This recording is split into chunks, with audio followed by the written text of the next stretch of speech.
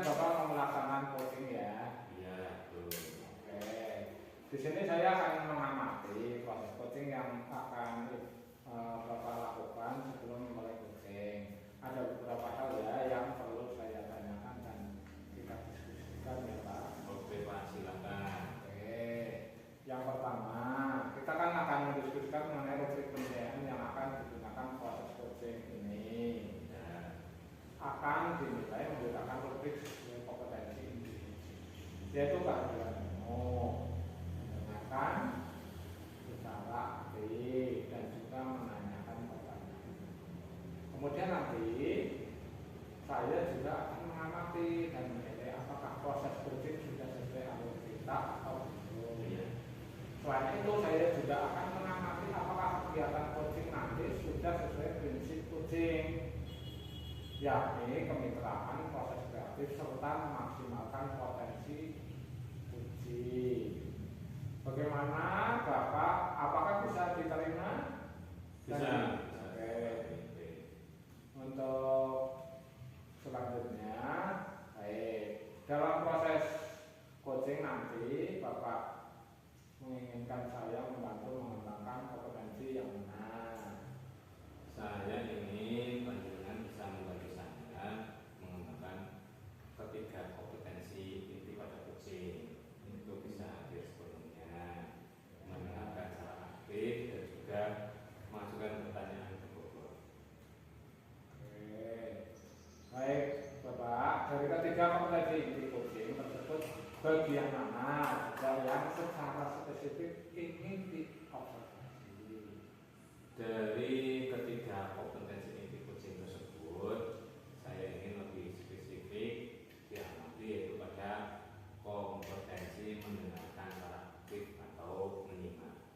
Oke, jadi Bapak ingin lebih spesifik diamati pada kompetensi mendengarkan secara aktif atau menyimak ya. Ya.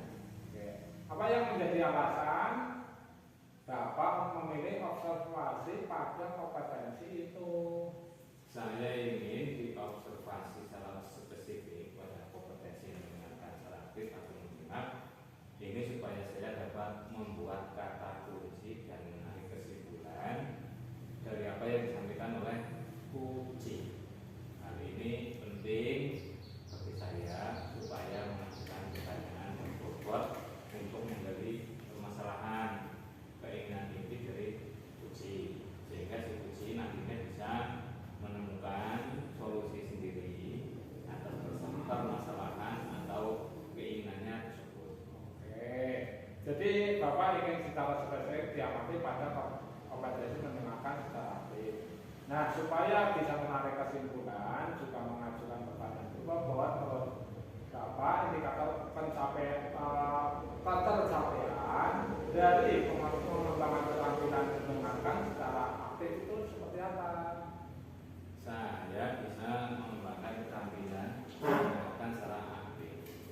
Jika nanti saya fokus mendengarkan, yakni di mana yang menjadi pusat komunikasi adalah si coach. Saya bisa mengesampingkan pemikiran pribadi saya. Lalu saya juga bisa mengambil makna percakapan. Selain itu, saya juga tidak terjebak pada asumsi saya. Saya tidak melabeli atau judgement terhadap si kunci. Saya juga akan menghindari asosiasi apa yang disampaikan kunci dengan apa yang saya alami. Kemudian menurut saya itu indikator jika saya sudah memiliki kompetensi mendengarkan secara aktif dalam itu. Oke. Nah, sekarang silakan Bapak melakukan kunci. Saya akan mengamati jalannya kunci yang akan Bapak laksanakan. Semoga berhasil sesuai harapan ya Pak. Ya, terima kasih Pak. Oke. Assalamualaikum Pak Hajir. Waalaikumsalam warahmatullahi wabarakatuh. Bagaimana kabarnya ini Pak? Alhamdulillah sehat selalu. Pak Hajir sehat. Alhamdulillah sehat. Meskipun terkadang waktu batuk ini Pak Hajir bersih. Ya. Gimana kabar di sekolah Pak Hajir? Ya, sampai saat ini ya begini berjalan sesuai dengan kondisi yang ada Pak Hajir. Nah ini Pak Hajir, maksud saya ketemu Pak Hajir ini, saya ingin berdiskusi lah, berdialog Pak. Ada masalah di pembelajaran saya ini Pak. Gitu ya. Jadi Pak Reza menemui saya untuk berdiskusi ngobrol bareng gitu ya untuk masalah yang sedang Pak Reza. Nah, kira-kira tujuan menanyakan masalah menyampaikan permasalahan Pak Reza ini apa tujuannya? Ya semoga dengan saya berdialog dengan Pak Haji ini memudahkan saya dalam mengatasi masalah tersebut. Jadi ada sharing gitu Pak bagi ini supaya Gitu ya. agak ringan atau masalah ini solusinya ada. Baik, nah kira-kira permasalahannya apa Pak? Kok Kak Ngaren memerlukan saya juga untuk bersama-sama mencarikan solusinya. Ya, mungkin kan sama guru Pak, mungkin Pak Haji dulu pernah mengalami juga permasalahan yang sama dan mungkin Pak Haji juga menemukan treatment atau penanganan yang tepat untuk masalah seperti yang saya alami. Nah begini Pak, permasalahannya itu setiap saya mengajar bahasa Inggris di kelas tertentu, anak-anak itu terlihat lesu, nggak bersemangat, terus mereka malas-malesan di dalam mengikuti pelajaran saya. Terkadang saya menemukan juga mengantuk anak-anak tersebut. Nah ini terkadang membuat saya jadi merasa gitu Pak, tertantang, apalagi kalau jam terakhir Pak, sungguh merepotkan sekali. Apa yang saya sudah rencanakan jadi tidak tercapai pembelajaran saya. Jadi ini menjadi PR saya sebagai guru bahasa Inggris. Kenapa setiap di kelas bahasa Inggris Pak, anak-anak terlihat lesu, lemas, dan seringnya mengantuk di dalam kelas. Itu intensitasnya sering gitu ya Pak ya? Anak-anak sering seperti itu maksudnya? Cukup sering Pak. Dari peristiwa itu sudahkah dicari sebab-sebabnya? Kalau saya perhatikan ya Pak, setiap di kelas itu saya melihat ada dua sisi Pak, dari saya sendiri ataupun dari siswa. Yang dari saya sendiri, saya melihatnya mungkin saya dalam menyampaikan terlalu lembut suara saya, ataupun saya tidak melibatkan anak lebih intensif dalam pembelajaran saya, ataupun saya lebih banyak berceramah di dalam kelas. Itu mungkin juga menjadi masalah dalam mempengaruhi anak-anak jadi malas-malasan itu Pak. Ataupun dari siswa karena mereka sudah tergantian dari jam olahraga, kemudian ke jam bahasa Inggris yang jam terakhir, itu juga mungkin capek ya Pak ya. Jadi merasa anak itu aduh bahasa Inggris jam terakhir udah capek, males bahasanya lapar. Nah ini udah mendekati jam-jam pulang sekolah. Tapi suara Pak gurunya lembut gitu ya. Nah itu mungkin juga Pak. Jadi saya dengan Pak Haji ini semoga ada solusi nih Pak. Ya menarik sebenarnya permasalahan atau faktor yang menyebabkan diantaranya karena jadwal yang padat, terus dari Pak Reza sendiri mengakui intonasi suaranya kurang maksimal begitu ya Pak ya. Nah itu kira-kira dari permasalahan yang sudah panjenengan catat identifikasi yang mau diselesaikan terlebih dahulu dari permasalahan itu yang mana? Kalau menurut saya yang bisa saya kontrol dari diri saya Pak. Iya. Nah saya mencoba nih Pak, yang mungkin sedang belajar juga bagaimana mengatasi. Yang pertama tadi suara saya yang lembut. Iya. Saya mungkin karena tidak bisa keras, saya menggunakan media Pak. Iya, Mungkin saya bawa alat karaoke mungkin Pak, dalam kelas menggunakan mikrofon, tapi untuk pembelajaran bukan untuk karaoke. Mungkin itu bisa menjadi solusi di jam-jam akhir, karena saya nggak harus berteriak ke sana kemari. Dan kemudian kalau saya mengamati juga yang tadi yang kedua, monoton tadi ya Pak, pembelajaran saya monoton, sehingga saya harus banyak-banyak belajar nih, gimana mengusung pembelajaran yang kreatif, yang anak-anak ini minati seperti apa. Nah itu saya harus menggali Pak, dengan belajar sendiri di PMM mungkin, atau berkumpul dengan guru-guru yang mungkin sudah menjadi guru penggerak, ataupun melihat beberapa webinar-webinar di YouTube ataupun mengikutinya secara live gitu Pak.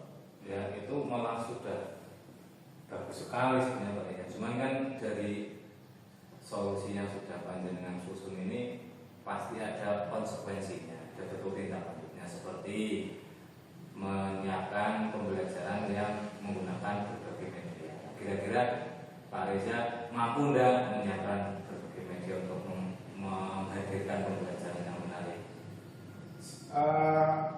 Sepertinya saya bisa, Pak. Hanya saja selama ini saya tuh masih juga ada rasa capek gitu, Pak, ya.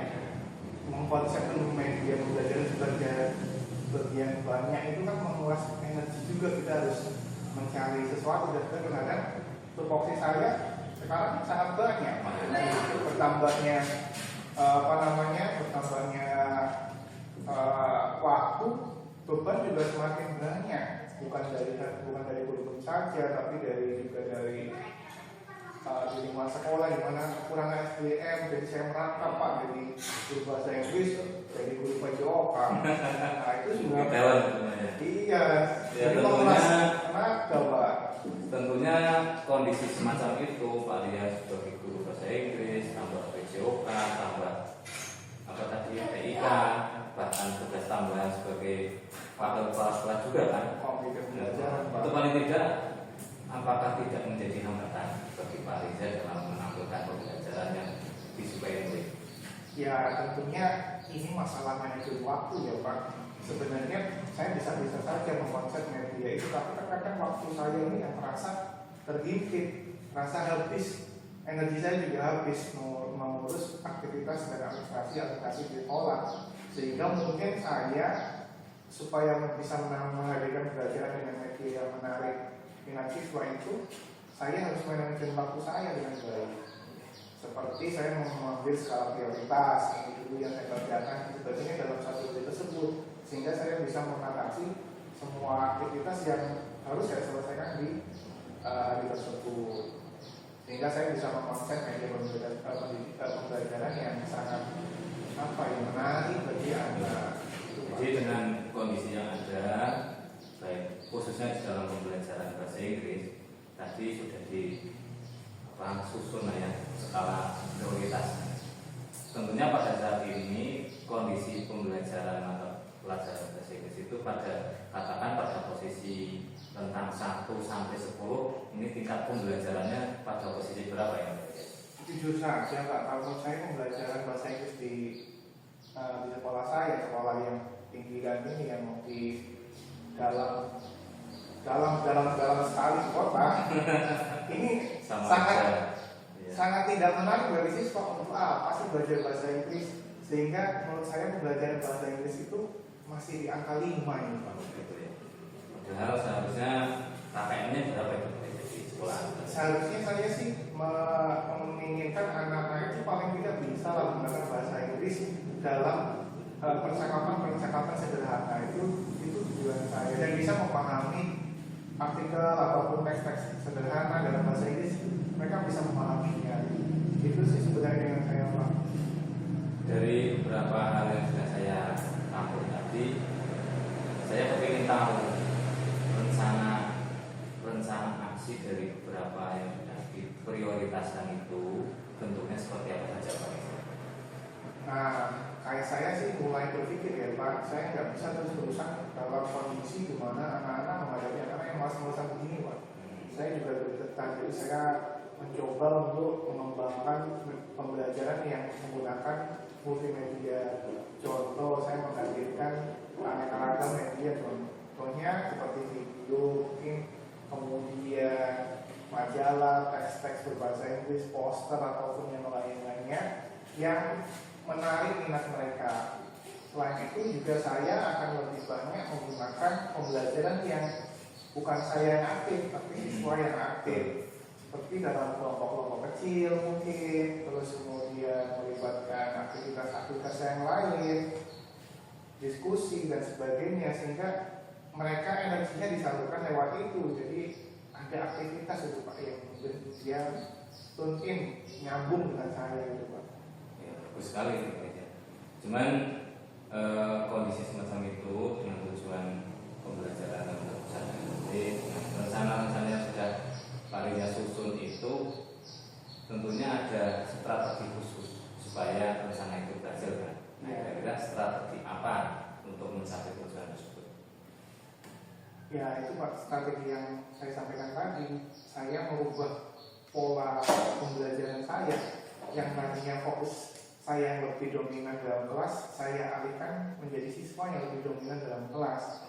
Kemudian dalam penyampaian saya tadi menggunakan alat bantu media mikrofon supaya suara saya lebih lantang tanpa mengurangi esensi dalam pembelajaran. Dan juga saya lebih mengusung keanekaragaman media di dalam proses pembelajaran saya, dan juga mungkin mengintegrasikan teknologi di dalamnya sehingga sesuai dengan zamannya sekarang. Nah itu sudah bagus sekali Pak ya. Artinya untuk pembelajaran katakan sudah bisa terselesaikan dengan strategi yang sudah Pak Ria buat. Tapi ini bagaimana tentang hambatan yang lain ketika Pak Ria sendiri sibuk dengan tugas tambahan tadi ya, mengampu PJOK, mengampu TIK juga, tambahan tugas lain dari kepala sekolah. Tentunya itu menjadi sebuah hambatan tersendiri. Nah, bagaimana dalam mengantisipasi bila terjadi bentrok jadwal kegiatannya ini Pak Ria? Ya itu Pak tadi Pak. Ini hal yang sulit ya Pak. Kita kan waktu 1 kali 24 jam gitu ya. Jadi sedangkan bebannya semakin bertambah, waktunya tetap, bebannya bertambah. Nah ini memang kita nggak bisa menolak juga. Kita sebagai pegawai yang diminta oleh atasan, kita harus mematuhinya.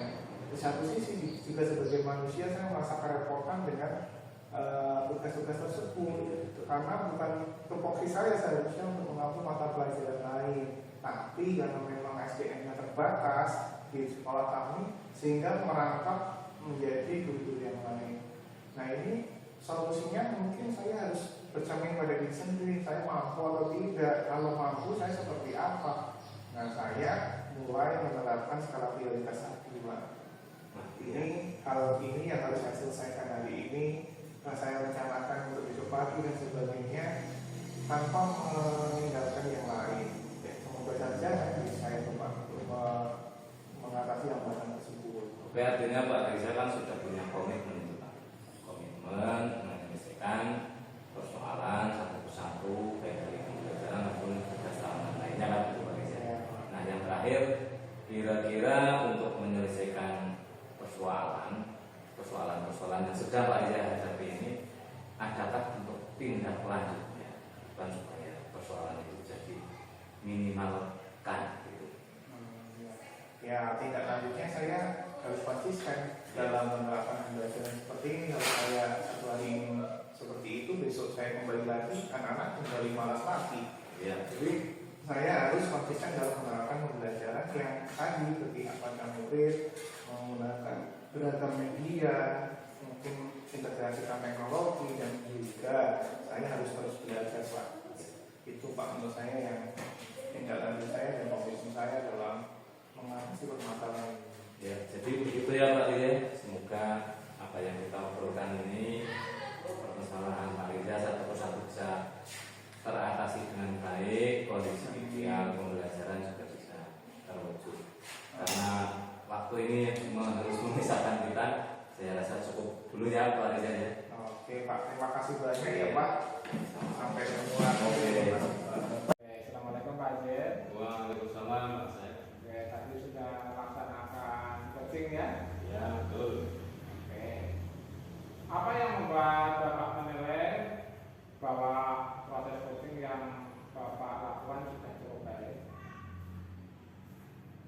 Oke, apa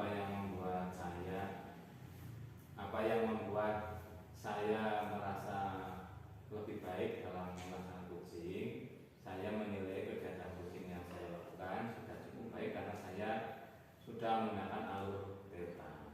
Dimana saya menanyakan ada tujuan, identifikasi, rencana aksi serta mengarahkan ke tanggung jawab.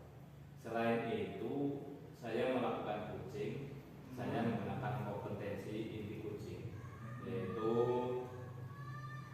saya sudah di sebelumnya, kemudian menggunakan cara aktif dalam menyimak serta berusaha mengajukan pertanyaan berbobot berdasarkan kata kunci yang saya terima. Selain itu prinsip kucing, yakni kemitraan, proses kreatif serta memaksimalkan potensi si kucing. Gitu. Oke, Bapak. Jika dikaitkan dengan indikator ketercapaian yang tadi Bapak sampaikan di awal bahwa Bapak ingin mengembangkan keterampilan mendengarkan secara aktif. Bagaimana pencapaian indikator tersebut? Apakah sudah sesuai harapan? Mau diceritakan? Oke, terkait indikator keberhasilan pengembangan kompetensi mendengarkan aktif, tadi saya sudah fokus mendengarkan, di mana saya menjadikan kunci sebagai pusat komunikasi. Saya mengesampingkan pemikiran pribadi saya, mengambil makna percakapan. Selain itu, saya juga tidak terjebak pada asumsi saya. Saya tidak melabeli atau judgement terhadap kunci. Saya juga tidak mengasosiasi apa yang disampaikan kunci dengan apa yang saya alami. Hanya saja saat mengajukan pertanyaan ada bagian yang belum saya kaitkan dengan kata kunci atau kesimpulan yang saya dapatkan. Oke, berdasarkan catatan saya lakukan saat mengamati proses skripsi, saya lihat melakukan juga menilai bahwa proses skripsi yang Bapak lakukan sudah baik. Terima kasih. Bapak menggunakan awal perintah dengan menanyakan tujuan, kemudian mengidentifikasi, lalu menanyakan rencana aksi, serta mengarahkan ke tanggung jawab. Selain itu, saat melakukan kursi, Bapak juga menggunakan kompetensi kursi, yaitu Bapak sudah hadir sepenuhnya mendengar secara aktif atau menyimak, juga sudah mengajukan pertanyaan bobot berdasarkan kata kunci yang diperoleh.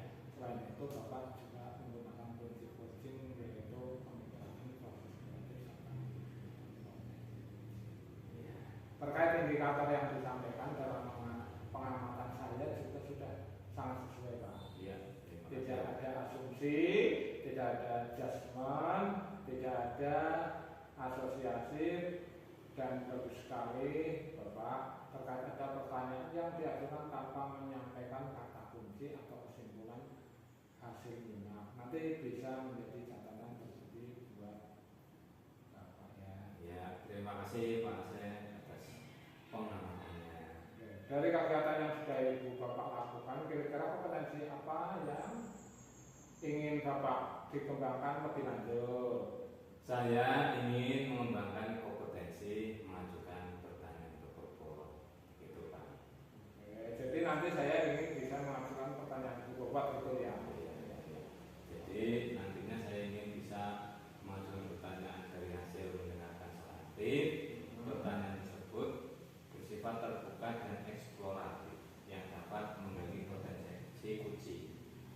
Si kunci ini bisa merenung, mengingat, kemudian bisa berpikir dan tentunya bisa menemukan solusi sesuai dengan harapannya.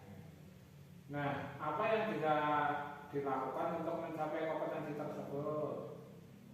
Ya, tentunya saya akan belajar dengan rekan sejawat yang memiliki pengalaman yang lebih jauh dengan saya, dan juga saya akan mencari referensi dengan banyak, mencari konten-konten yang mendukung, kemudian membaca dan banyak berlatih Pak. Oke, kira-kira kapan rencana itu akan dilakukan? Oke, seharusnya bisa secepatnya.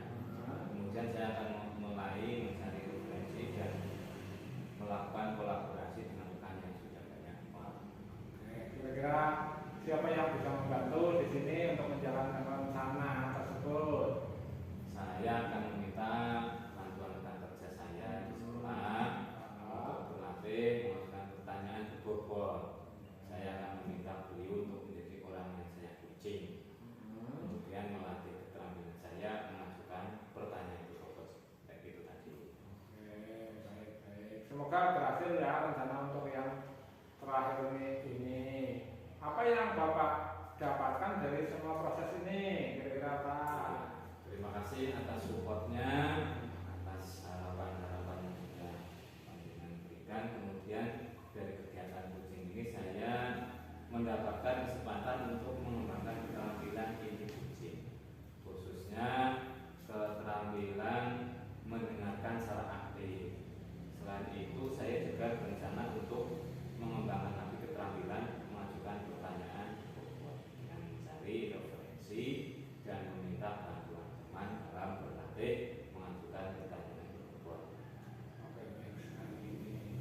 Semoga segera terrealisasi rencana ini ya Pak. Oke, dan sesuai harapan. Terima